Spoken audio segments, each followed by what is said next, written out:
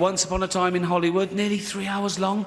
Leonardo DiCaprio attended the premiere, and by the end, his date was too old for him. So...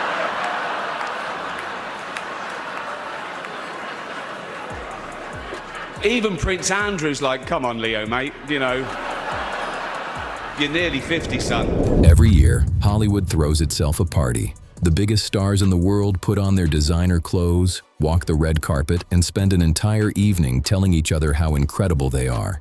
It's an industry built on image, on control, on making sure the public only sees what they want you to see. And then they invited Ricky Gervais. 5 times the Golden Globes handed a microphone to a man who absolutely did not care about making friends, protecting feelings, or following the rules. And 5 times he stood on that stage and systematically dismantled everything Hollywood desperately wanted to keep hidden. Sweatshops, scandals, predators, hypocrisy so thick you could cut it with a butter knife. These are the moments that made the most powerful people in entertainment squirm in their seats on live television. The tourist bribery accusation, 2011. Let's start with the moment Ricky Gervais accused the people who hired him of being corrupt. On their own show, to their faces. In 2010, The Tourist, starring Johnny Depp and Angelina Jolie, got multiple Golden Globe nominations. The problem? The movie was a certified disaster. Critics hated it. Audiences ignored it. Nobody could figure out how it ended up on the ballot. Except, of course, everyone could figure it out. The rumor was that the Hollywood Foreign Press Association nominated the film just to guarantee Depp and Jolie would show up and boost their TV ratings. Gervais walked up to the microphone and addressed it head-on. He said everything was three-dimensional that year, except the characters in The Tourist. When the audience groaned, he doubled down, saying he hadn't even seen the film, and then asking, "Who has?" And then he dropped the real bomb. He said the rumor that the HFPA only nominated the film to hang out with Depp and Jolie was rubbish. Then, with perfect deadpan timing, he added that they also accepted bribes. The camera cut to Johnny Depp. And here's the thing, Depp actually loved it. That is rubbish. That is not the only reason. They also accepted bribes. Let's...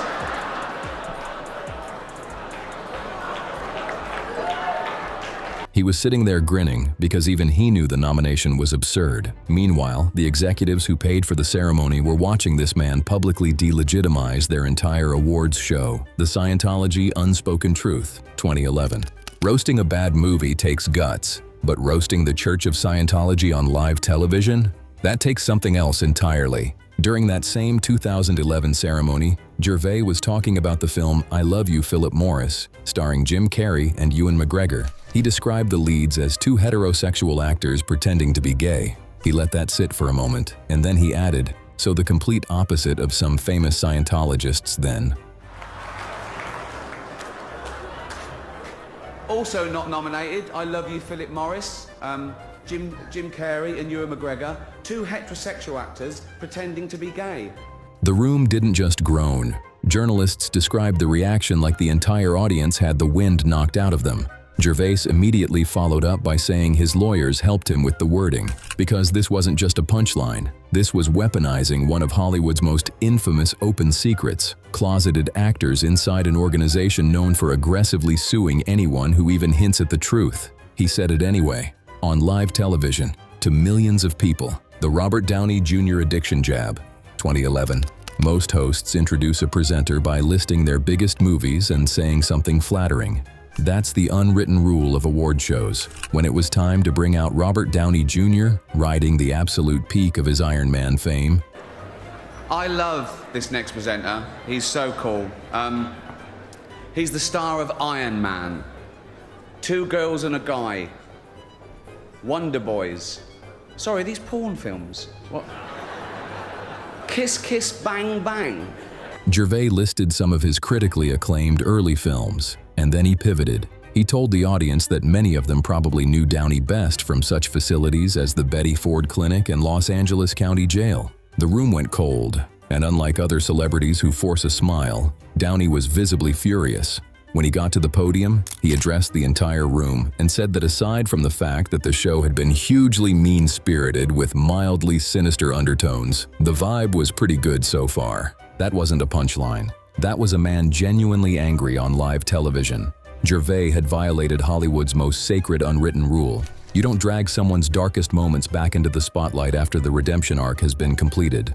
The Kim Kardashian Comparison, 2012. By year 3, Gervais had perfected the art of insulting the award show while standing on its stage. And his analogy for the 2012 ceremony might be the most brutally accurate description of the Golden Globes ever spoken into a microphone. He told the audience that the Golden Globes are just like the Oscars, but without all that esteem. Then he compared them directly to Kim Kardashian versus Kate Middleton. A bit louder, a bit trashier, a bit drunker, and more easily bought. That's it. Kim Kardashian is to Kate Middleton, basically. What? That's the joke. And it was devastating because every single person in that room knew it was true. The Golden Globes had always been the party school version of the Academy Awards. The fun one, the messy one. The one where the HFPA's 90-odd members could be courted with lavish trips and access. Gervais just said it out loud, on their broadcast, to their faces, while they were paying him to be there. The Jodie Foster Rules Violation, 2012. After the chaos of the 2011 show, the HFPA did something hilariously predictable. They brought Gervais back, but this time, they gave him a list of rules. This is real, okay? No profanity, that's fine. I've got a huge vocabulary. No nudity. See, that's a shame, because I've got a huge... No profanity, no nudity, no innuendo, and they explicitly told him he must not mention Mel Gibson. Gervais walked out on stage, read the list to the audience, and then immediately violated every single rule with one joke. He told the crowd that the rules said no mention of Gibson, not his private life, his politics, his recent films, or especially not Jodie Foster's Beaver. The joke was a layered pun referencing Mel Gibson's film The Beaver, directed by Foster. But Gervais leaned entirely into the crude double meaning. It was the ultimate power move. The network tried to put him on a leash. He held up the leash, showed it to the audience, and snapped it in half on live television. The Ben Affleck Fidelity Burn, 2016. Sometimes the most devastating jokes are the shortest ones, and this might be the most efficient destruction Gervais ever delivered. He was tasked with introducing Matt Damon for The Martian. Is the star of the hilarious comedy The Martian.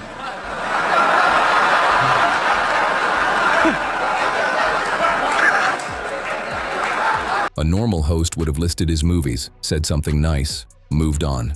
Gervais introduced the star of the hilarious comedy, The Martian. Then he added that Damon was also the only person Ben Affleck hadn't been unfaithful to. Done.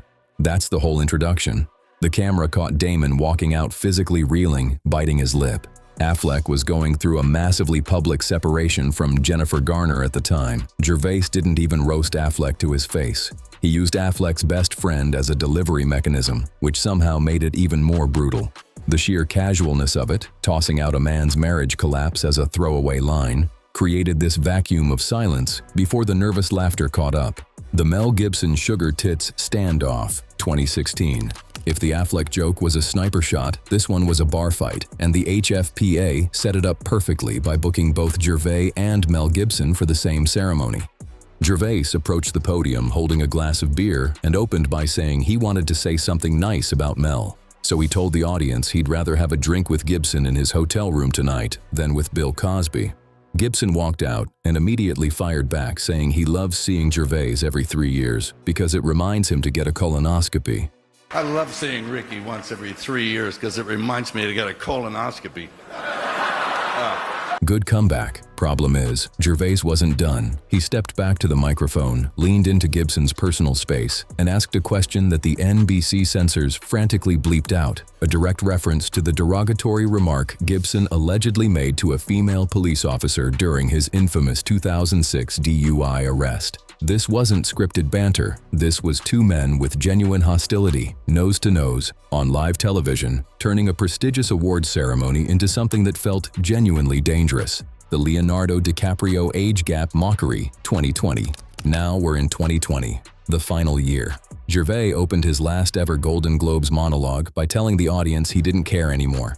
And then he proved it. He targeted Once Upon a Time in Hollywood, complaining about the film's nearly 3-hour runtime. Then he pivoted into a direct attack on Leonardo DiCaprio's well-documented pattern of exclusively dating models under the age of 25. He told the audience that DiCaprio attended the premiere, and by the end, his date was too old for him. The room erupted. But Gervais wasn't finished. He pushed it into genuinely dark territory, dragging Prince Andrew into the joke, a man deeply connected to the Jeffrey Epstein scandal. He added that even Prince Andrew was telling DiCaprio to grow up. That's how you take an internet meme and weaponize it on a global stage. The Ronan Farrow and Epstein Callout, 2020. If the DiCaprio joke was a warning shot, this next moment was the kill shot aimed directly at the entire industry. Spoiler alert, season 2 is on the way, so in the end, he obviously didn't kill himself. Just like Jeffrey Epstein. Shut up! I know he's your friend, but I don't care. Standing at that podium for the last time, Gervais looked directly into the camera and told the most powerful people in entertainment that they all shared one terrifying thing in common. They were all terrified of Ronan Farrow, and he was coming for them. Ronan Farrow, the Pulitzer Prize-winning journalist who broke the Harvey Weinstein story, was Hollywood's nightmare in human form, and Gervais just named him as the boogeyman to a room full of people who had spent decades looking the other way. He wasn't done. When he made a direct joke about Jeffrey Epstein and the audience groaned, Gervais shut them down immediately. He looked at the crowd and said, "Shut up. I know he's your friend, but I don't care." That single line, "I know he's your friend," might be the most devastating sentence ever spoken at an award ceremony. Because it wasn't a joke anymore. It was an accusation. A direct, explicit accusation of complicity, spoken to the faces of the people being accused on their own broadcast. The corporate Sweatshop Evisceration, 2020. Apple roared into the TV game with a morning show. A superb drama, yeah. A superb drama about the importance of dignity and doing the right thing, made by a company that runs sweatshops in China. And now, the final moment.